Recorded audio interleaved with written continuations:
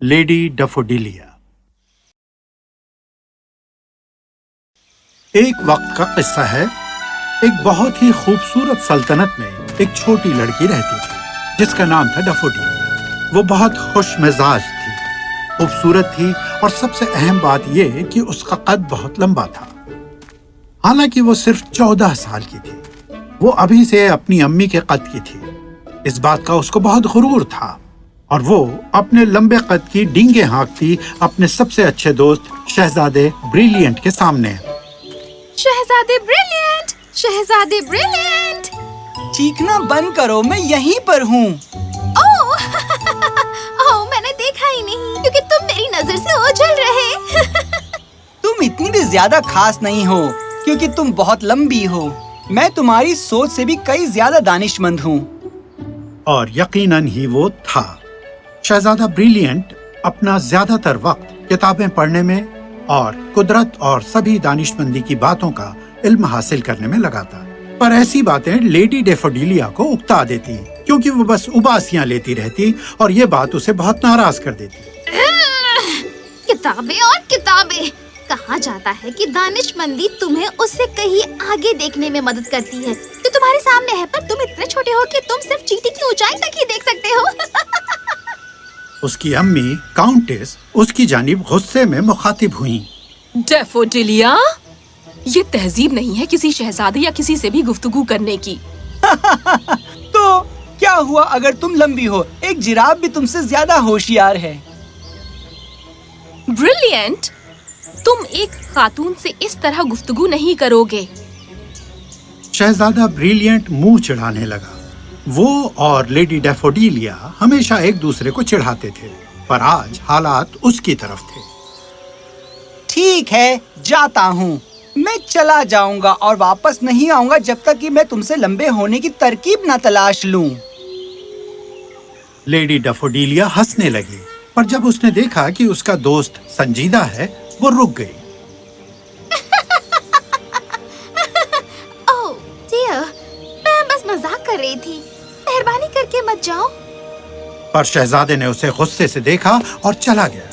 اس نے اسے روکنے کی کوشش کی پر وہ نہیں سن رہا تھا۔ ملکہ اور کاؤنٹس نے اس کا رونا سنا اور وہ فوراً اس کے پاس گئی۔ سویٹ ہارٹ، کیا ہوا ہے؟ شہزادے بریلینٹ نے کہا وہ واپس نہیں آئے گا جب تک کہ وہ مجھ سے لمبا نہیں ہو جاتا۔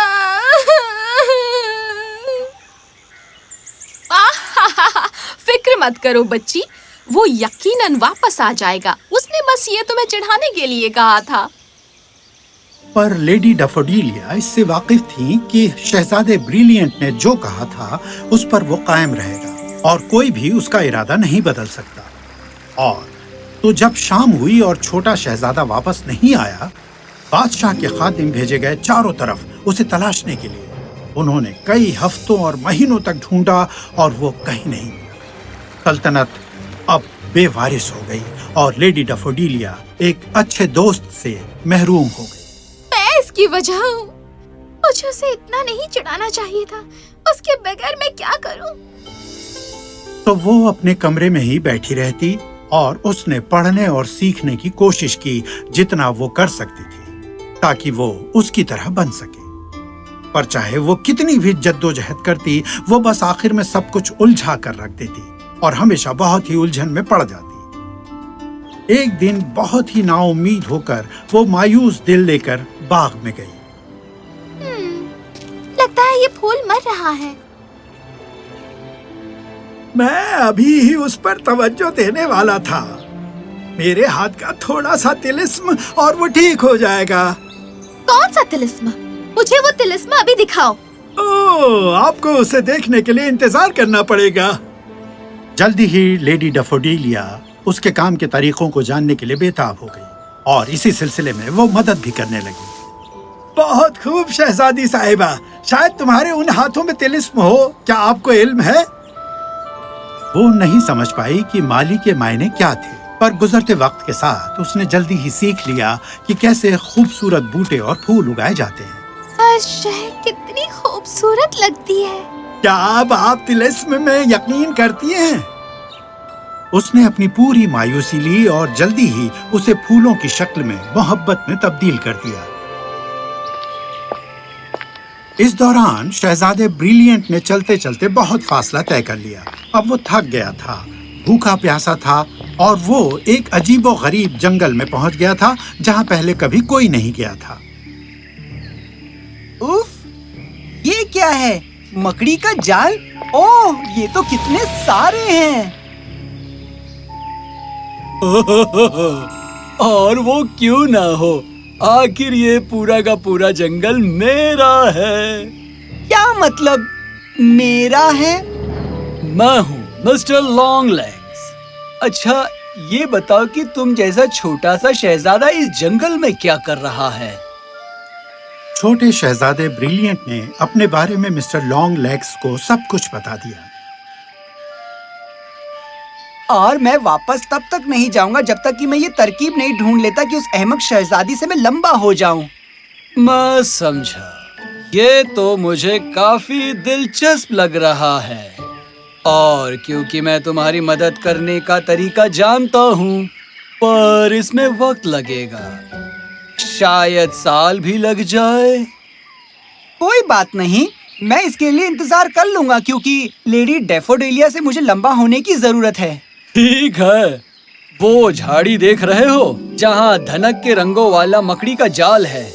तुम बस यही करना कि उस झाड़ी में कूद जाओ। ओ, बस इतना ही? हाँ, उसमें कूदो और मेरा इंतजार करो जब तक मैं तुम्हें लेने ना आऊं। शहजादा ब्रिलियंट पशोपेश में पड़ गया, पर वो लंबा होने की इतनी जल्दी में था कि वो फौरन उस मकड़ी के जाल वाली झाड़ी में कूद गया। ओह, ये कितना अजीब था। मैं कहाँ हूँ? शहजादा ब्रिलियंट एक बहुत ही तिलिस्मी जगह पर पहुंच गया था। ये वो जगह थी जहां ख्वाब खेलते और एक साथ रहते। ये जगह तो कितनी खूबसूरत है। हेलो, ख्वाबों की दुनिया में खुशामदीद। तुम्हारा नाम क्या है? मेरा नाम, मुझे इल्म नहीं है। शहजादा ब्रिलियंट अपना ही नाम भूल गया था। आपको इल्म होना चाहिए कि ये जगह बस ख्वाब देखने और खेलने के लिए ही थी और छोटा शहजादा सिर्फ पढ़ना जानता था। उसने कभी कोई खेल नहीं खेले और वो उन्हें बेवकूफी समझता था।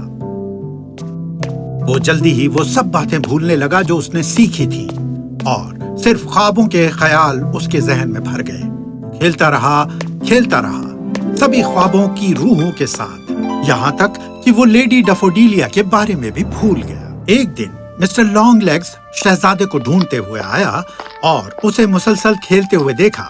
वो मुस्कुराया क्योंकि इससे उसे मसरत हुई। क्या ये वो छोटा शहजादा है जिसे मैंने बहुत अरसा पहले देखा था? लगता है अब तुम छोटे नहीं रहे हो। तुम क्या बात कर रहे हो? मैंने तो तुम्हें बस 2 दिन पहले ही देखा है। क्या तुम सचमुच यही सोचते हो? मेरे प्यारे बच्चे, तुम यहाँ पर 5 सालों से रह रहे हो। वक्त आ गया कि घर जाओ। 5 साल? मेरे ख्याल से वक्त हो गया कि तुम इस जगह से निकल जाओ। और कुछ ही सेकंड में शहजादे को महसूस हुआ कि वो गिर रहा है।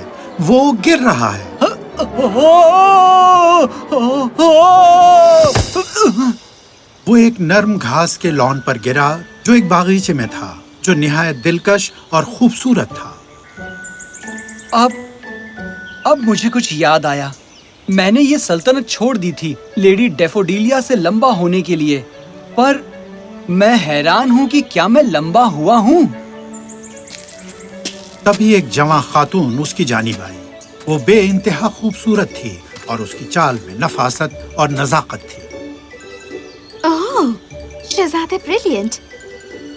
लेडी डैफोडिलिया।